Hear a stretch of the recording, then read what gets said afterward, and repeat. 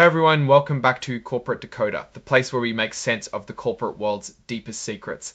And today we're diving into Interface Inc.'s latest report. Get ready, because the numbers from last quarter are about to tell us a story, and we're here to translate it for you. Before we jump in, if you love getting these clear-cut insights from official documents, make sure you hit that subscribe button. Also, our thriving Discord community is linked in the description. Come join the corner. You look up making these clear-cut insights from official documents. Make sure you hit that subscribe button. Also, our thriving Discord community is linked in the description. Come join the conversation. So Interface Inc., a company you might know for its flooring solutions, just dropped its 8K report on August 1st, 2025. This report is essentially a company's way of telling the world about important new stuff right away. And today we're focusing on their second quarter 2025 results. The main event here is that press release. It's like the official spotlight moment for their quarterly performance. They're giving us the lowdown on how they did in the 3 months leading up to August. Now, companies like to give us different ways to look at their numbers. Interface is no different. They've included what they call non-GAAP financial measures. Think of GAAP as the official rulebook for accounting, like the standard way everyone has to keep score. Non-GAAP measures are like the company's own special way of highlighting certain results, often to show what they consider their core business performance, by removing things they see as unusual or one-off. They're telling us these aren't necessarily the same as what other companies might call by the same names, so it's important to remember you can't always compare apples to apples directly, and the real GAAP numbers are the ultimate truth if you need them. Let's break down what they're adjusting for. They're taking out things like amortization related to past acquisitions. Imagine if they bought another company and some of the value they paid for is spread out over time in their books. That's amortization. They're also adjusting for cost related to restructuring, basically reorganizing parts of the business. Any write-downs of assets that are no longer worth what they thought, money paid to employees who leave, and other miscellaneous costs.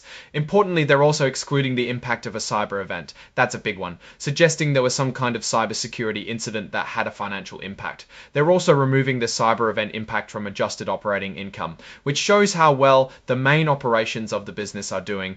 Write-downs of assets that are no longer worth what they thought, money paid to employees who leave, and other miscellaneous costs. Importantly, they're also excluding the impact of a cyber event. That's a big one, suggesting there was some kind of cybersecurity incident that had a financial impact. They're also removing the cyber event impact from adjusted operating income.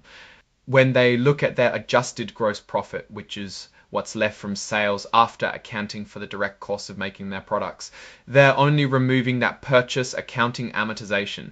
This means they're keeping the other special items out of that specific calculation. For their selling general and administrative expenses, or SG&A. That's the money spent on running the business outside of making the product, like marketing, salaries for office staff, and rent. They're removing the same list of adjustments as the higher level adjusted numbers, excluding the purchase accounting amortization. They're also giving us a look at sales without including the effects of currency changes. This is crucial if they operate in many countries. If the dollar gets stronger, sales in other currencies might look smaller when translated back. Currency neutral sales just show how much product they actually sold, ignoring the currency exchange rate roller coaster. Net debt is simply their total debt minus the cash they have on hand. And adjusted EBITDA, earnings before interest, taxes, depreciation, and amortization, is a common way to measure a company's operating performance before the effect of financing decisions and accounting conventions. They're backing out interest expenses, taxes, depreciation, amortization, share-based payments, that cyber event impact, property casualty loss, restructuring costs, and even a loss from liquidating a foreign subsidiary to get this number.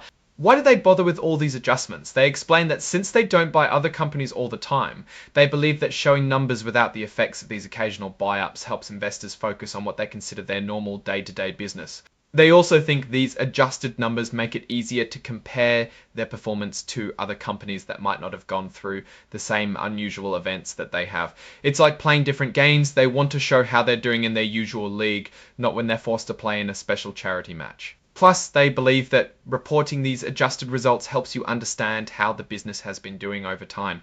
If a really unusual thing happened in one quarter but not the next, comparing the raw numbers might be misleading. By adjusting, they can make the comparison fairer. Beyond the pure numbers, companies also use presentations to talk to investors. Interface has updated a slide presentation that they might use when talking to people who invest or are thinking about investing in them. This presentation likely dives deeper into what those numbers mean. This presentation itself is attached as Exhibit 99.2. It's basically the company's narrative for its latest performance, designed to be digestible and persuasive for investors. And that brings us finally to the exhibits where they list all the supporting documents. Exhibit 99.1 is the press release we've been talking about, the one that actually lays out their second quarter results, and it's tied directly to that section discussing their financial results. And then there's Exhibit 104, the cover page interactive data file. This is what's called an XBRL tag, which is like a digital label for all the financial information. It makes the data machine readable, which is super important for regulators and anyone who wants to analyze these findings automatically. Finally, the report is signed off by Bruce A. Hausman, the Chief Financial Officer, on August 1st, 2025. This shows the report has been officially reviewed and approved by the company's top finance executive. Now, looking at these results, Interface Inc. seems to be navigating a complex environment with their adjusted figures. They're trying to paint a picture of steady operational performance by cutting out one-off events like cyber incidents and restructuring costs. This is a common strategy to show investors the underlying health of the business. However, the fact that they had a cyber event impact that they're heavily adjusting for is a red flag. It suggests potential vulnerabilities in their systems and could mean future costs or disruptions. We don't have the specific dollar amounts of these adjustments in this particular filing, but the mere mention of these significant adjustments tells a story. It means that while the core business might be chugging along, there are behind the scenes issues that are impacting their reported profits. We always like to see companies being transparent, and they are, but it makes you wonder about the overall resilience of their operations. Their strategy of presenting adjusted figures is a double-edged sword. It can clarify ongoing performance, but also mask underlying weaknesses if not viewed critically. The fact that they're focused on currency-neutral sales growth is a good indicator that they understand the global nature of their business and are trying to show how much product demand is. Alright, that's our deep dive into Interface Inc. Ichi's latest report. What's your take on these numbers and what they signal for the company's future? Do these adjustments make you more confident or raise more questions? Drop your thoughts in the comments below. If this analysis was valuable, hitting that like button really helps us out, and subscribe for more corporate decoding.